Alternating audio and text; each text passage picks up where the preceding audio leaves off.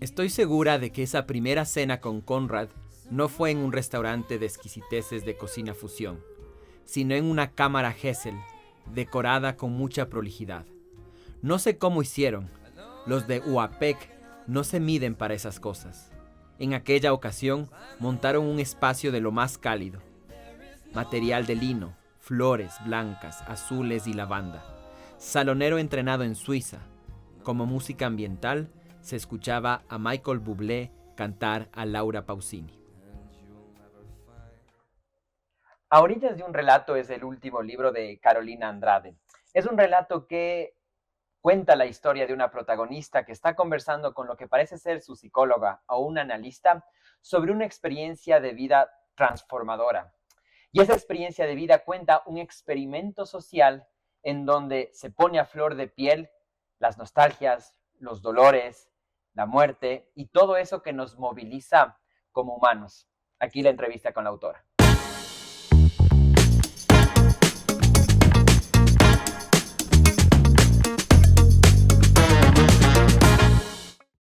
Conversamos con Carolina Andrade. Ella es profesora, escritora y autora del libro A orillas de un relato, el libro que motiva el diálogo de hoy. Carolina, un placer que nos acompañe desde Guayaquil. ¿Cómo está? Un gusto para mí estar en este programa.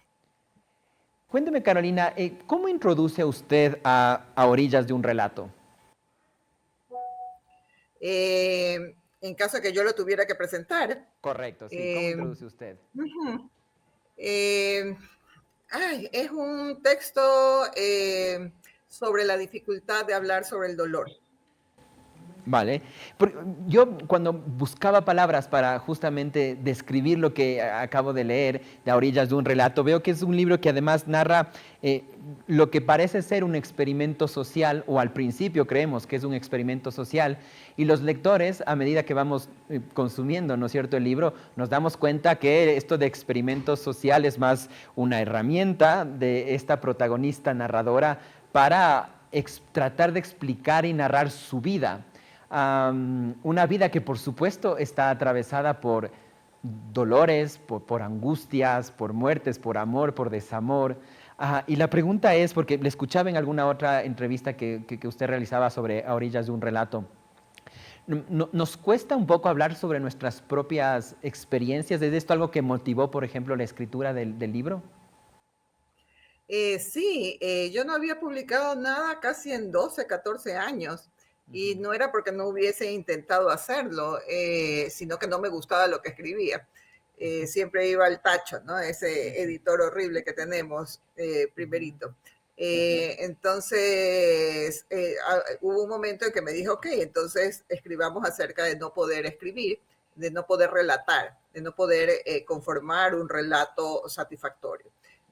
Cosa que no es ninguna novedad. Hay una serie de textos que son sobre esta imposibilidad de relatar, de armar un relato que satisfaga las necesidades de decir un problema, un dolor, un sentimiento.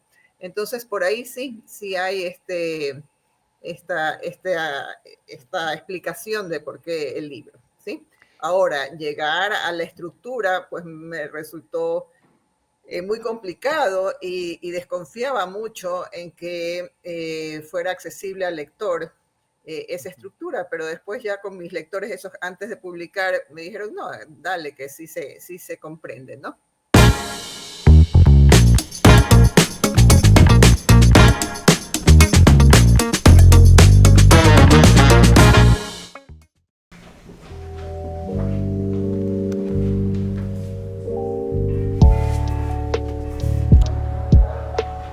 Estas son las 3 recomendaciones de libros de la librería La Rabiela. Si eres ecuatoriano, tienes que sí o sí leer este libro.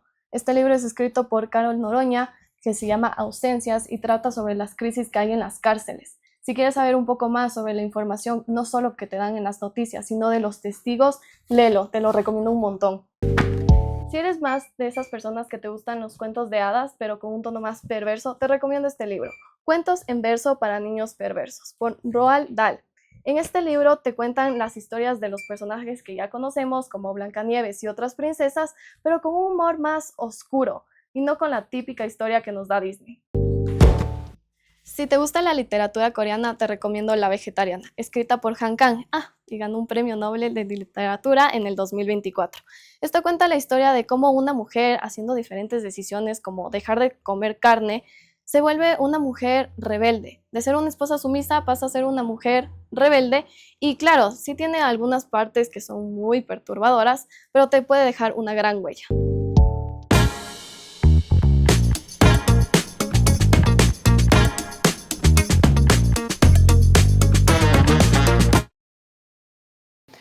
Usted ha hecho foco en algo que dice, cuando describía A orillas de un relato, dice que es cómo hablar del dolor, ¿no? Y ciertamente hay muchas cosas que se narran aquí que tienen ese prisma, pero también hay un tono de humor en el relato. Seguramente como una estrategia, como una habilidad, un instrumento para suavizar algunas de las narraciones que justamente pueden ser dolorosas o angustiantes. Cuénteme un poco usted cómo trabaja el uso del recurso del humor, ¿no?, en estas narraciones. En general, yo creo que es hasta un problema existencial mío. No me creo nada, o sea, no, los relatos cuando ya van muy en serio siempre me llaman al humor. Es como que todo lo que nos pasa es una puesta en escena, que sería el caso que está en el texto, ¿no? Ella se inventa algo para narrarle a su terapeuta, porque ella no puede decir directamente lo que le ha pasado, entonces dice, no, yo lo que fui es una víctima en un experimento social, ¿no? ¿Verdad? Entonces, siempre ese recurso de que cuando va muy en serio sale el humor, yo creo que hasta en la vida propia. Yo no soy muy consciente. Justamente los que han hecho análisis de mis textos desde los anteriores, siempre me han dicho el humor, y yo decía, el humor. Entonces, esa es la explicación que yo le doy. Un poco al libro para preguntarle ahora sobre la protagonista. Ya lo hemos dicho brevemente, la protagonista a la final está narrando su vida, se le es difícil narrar su vida o explicar al menos porque tiene muchas experiencias que está sufriendo y muchas son dolorosas. Pero es una narradora que no tiene nombre. No sé si aquí hay alguna lectura que usted quisiera compartir con nosotros de por qué. En alguna forma, la narradora no está bien de la cabeza para mi gusto, y sí quería, porque ella hace muchas referencias culturales, así como usted ha nombrado algunas, pero también hay algunas muy frívolas, o sea, puede nombrar a Adele, hacer a Rosalía, música, cine, las mismas series de televisión. Entonces, sí quería un poco que esta mujer, no solo por su vida, que si uno la entrevé no es excepcional, sino también por ser una habitante de estos tiempos, también anda un poco desubicada y con los cables cruzados, ¿no? Es decir, está abrumada por la cantidad de información que tiene y por la falta de orillas, ¿no? Por la falta de límites que tanto caracterizan, de definiciones que tanto caracterizan a nuestro tiempo. Entonces, eso a mí me hace mucha gracia, pero también en algún momento me molesta. Yo algunas formas de pensar la comparto con algunos de los 6 personajes, que hay unos cuantos que le caen muy mal a ella, ¿no?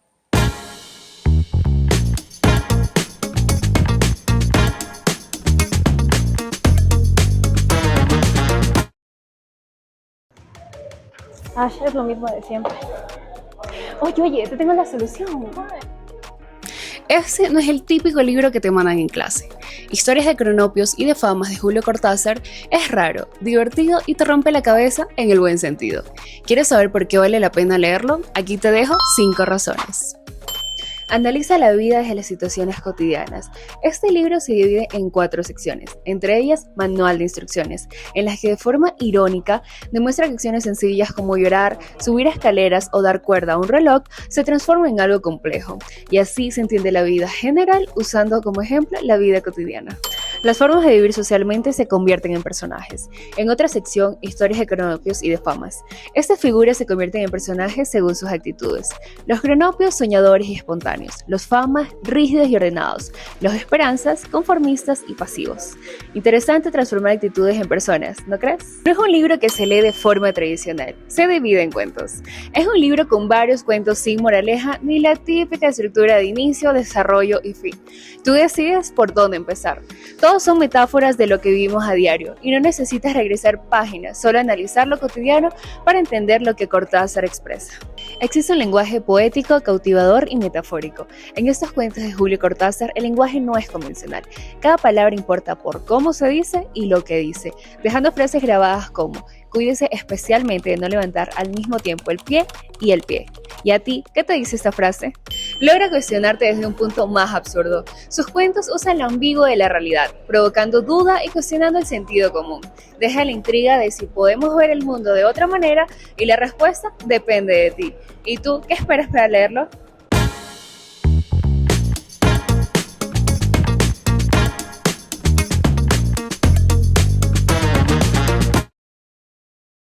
Fíjese que esto, digamos, tal vez hemos venido haciendo este espacio de Café con Letras con varios autores, ¿no es cierto? Autores nacionales sobre todo. Y en las últimas entrevistas he leído, digamos, a Esteban Mayorga, ¿no es cierto? A Daniel Alcíbar. Y hay una tendencia que yo identifico, que es la construcción, no solo desde los temas, pero también de los personajes que usted ahora menciona, muy de estos tiempos que están ligados a el dolor, la depresión, las angustias, el no sentirse parte de o el no encontrar su lugar en este espacio.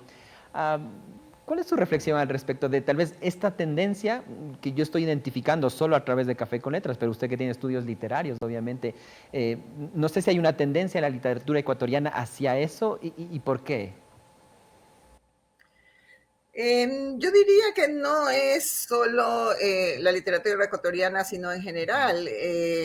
Y también se da por generaciones, es decir, hay una generación, yo tengo 62 años, ¿no? Entonces hay una generación en que estamos terriblemente desencantados de no haber podido dar respuestas o de las respuestas que dimos fracasaron a los problemas, ¿no? Estoy hablando yo qué sé, de la modernidad, de la derecha, de la izquierda, todos estos relatos totales en los que confiábamos y que no van más porque fracasaron. Y también ese es un desencanto, y un desencanto que uno lo puede explicar como hago yo con humor, pero es una mujer desestructurada, ¿no? Que tiene que seguir viviendo, pues entonces se ríe de sí misma de alguna forma y de sus circunstancias. Pero luego viene otra generación que me parece que hay ira en esa generación, ¿no? Y son muy críticos, muy destructores, muy agresivos contra lo que no funcionó y contra denunciar las perversiones que han tenido lugar, ¿no? Como por ejemplo dentro de la familia o contra la mujer, todo lo que de alguna forma en política estamos viendo esos activismos o esos activismos woke que le llaman ahora, ¿no? Entonces sí hay allí yo creo que es un desencanto, yo creo que nuestra civilización, nuestra cultura occidental está haciendo aguas y estamos dando cuenta de eso, ¿no?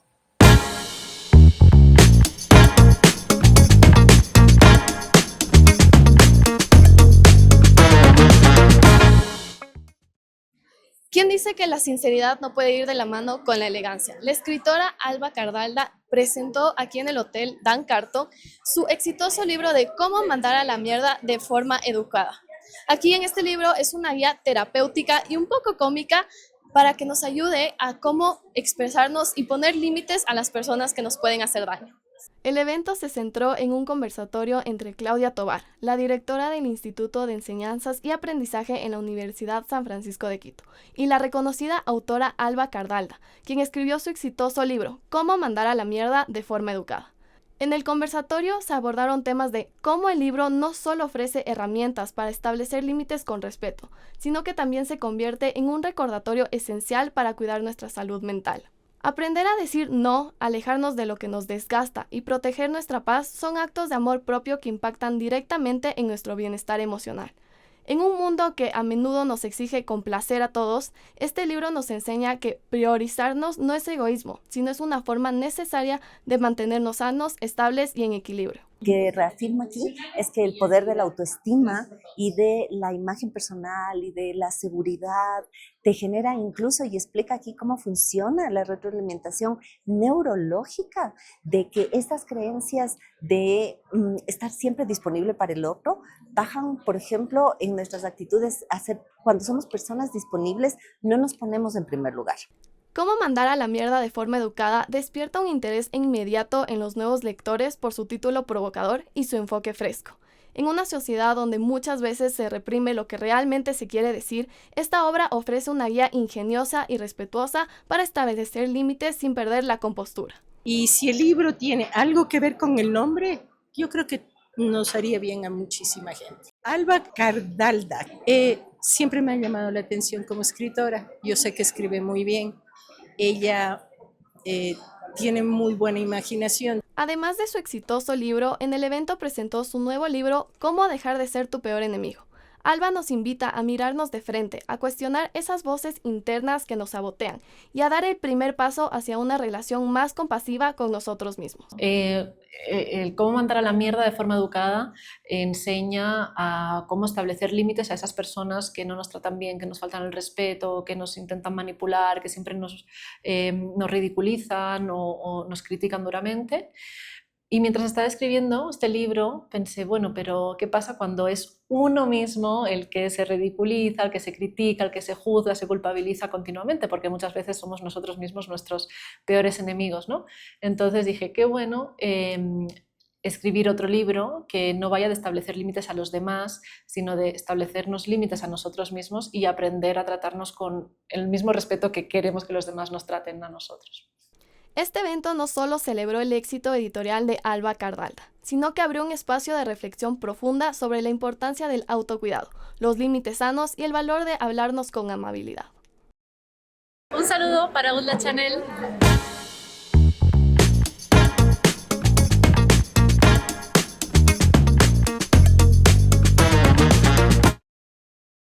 Vuelvo al libro, Carolina. Le escuchaba también otra vez, o lo leía, ya no estoy seguro, en una entrevista que hacía sobre el libro, y decía que también es un libro en el que tal vez uno de los mensajes que se quieren, no sé si dar o sobre todo trabajar, es la necesidad de entender los silencios, que hay que, digamos, saber entender los silencios y también que los silencios son importantes. ¿Me puede tal vez contar un poco más y explorar esta idea un poco más? Es que sí, me parece y me gusta su lectura porque no todo el mundo capta ese esfuerzo de rescatar el silencio, ¿no? Estamos en tiempos en que, como decía, creo que es Eco, el que se le dio permiso a los idiotas a hablar, ¿no? Es decir, es demasiado los mensajes que recibimos, los estímulos que recibimos. No podemos estar al día. Por ejemplo, yo doy clases de cine, entonces no puedo estar al día en cine, no puedo estar en las redes, no puedo estar con todas las imágenes que aparecen. Entonces sí da ganas de gritar, ¡hey, cállense un rato, por Dios, para organizarnos, ¿no? Entonces, la importancia del silencio y también la importancia... Hay esta mujer que sufre, digamos, que ha sufrido mucho, que es incapaz de decir en algún momento, dicen, ¿sabes qué? Hay cosas que no se pueden decir, o sea, ya, vivamos con eso, hay cosas que no se pueden decir, hay dolores que no encuentran palabras y hay que pasarlos, hay que sufrirlos, de eso es la vida, ¿no? Entonces los silencios sí son importantes, no hay que apalabrarlo absolutamente todo y hay que saber escuchar los silencios, es decir, no llenarnos de tanto ruido. Eso me encanta que lo haya rescatado porque es uno de los cabos finales, digamos, de la novela, ¿no? A mí también me generan curiosidad cuando yo identifico estos espacios en las obras que me parece que son autorreferenciales del oficio, no necesariamente de la autora o del autor, sino del oficio. Y usted aquí construye un concepto, introduce esta idea del naufragio, ¿no? Y usted mencionaba en una de sus respuestas anteriores que hace 12 años me parece que fue la última obra que usted ha publicado. No sé si nos puede contar ahí algo de esta idea del naufragio que la introduce aquí en en la novela, y estamos ahí frente a una experiencia autobiográfica un poco suya. O sea, sí, en los años de mis 40 años, 45, 50 años, hubo algunas cosas importantes de vida o muerte, algunas cosas desestructurantes. Y yo quise escribir sobre eso y todo me salía muy dramático, muy cursi o muy repetido, nada me satisfacía. Entonces, eh, hasta que encontré esta otra fórmula, esta otra estructura de, como quien dice, aceptar que no se pueden decir las cosas y esta protagonista tratando de inventarse algo que diga lo que ella pasó. Eh, pero no, o sea, tratar de encontrarme a mí exactamente, esto es lo que le pasó, está hablando ella, no, las vivencias de uno las pega e incluso en los otros personajes también hay vivencias mías, de mis amigas, del ese o completamente ficticias, ¿no? Ujú. Vamos finalizando, Carolina, y gracias otra vez por acompañarnos. Y yo le comento, Café con Letras es un espacio que busca, entre otras cosas, seguramente, introducir a las generaciones más jóvenes libros y autores ecuatorianos. Entonces, en esa línea, me gustaría, si es que nos puede decir o recomendar a esa audiencia un libro o una autora para que se lean. Sabes que siempre cuando me preguntan qué estás leyendo y todo lo demás, entro como en shock y no sé qué decir, pero por ejemplo, leí hace poquito Siberia de Daniel Alcíbar, es un libro extraordinario. Daniela, que la Y ahorita tuvimos, le cuento, hace 2 capítulos anteriores, entonces ojalá que también la tengan presente. Ujú. sí, y ahorita estoy leyendo a Juliana Ortiz, Fiebre de Carnaval. Lo estoy disfrutando muchísimo. Su habilidad para presentar una cultura nacional, pero que no es la nuestra citadina, me parece fantástica. Sus personajes están muy Anoia, creo que es el nombre de la protagonista. No sé si lo pronuncio bien. Es entrañable, entonces la estoy disfrutando mucho, sí. Y además que nos permite conocer una cultura negra esmeraldeña que tal vez, como usted dice, a los lectores de la ciudad nos es extraña todavía, ¿no? Sí, sí. Carolina, como le dije, me entretuve y disfruté mucho a orillas de un relato. Quiero agradecer a Ramón Murillo que me introdujo a esta obra, que no la conocía porque me entretuve, reitero, y le quiero agradecer por este espacio y por este tiempo. Muchas gracias a usted y saludos a Ramón. Compartimos espacio en filosofía de la Universidad Católica de acá hace algún tiempo y es un exalumno muy querido. Muchas gracias, Carolina, y hasta una próxima ocasión.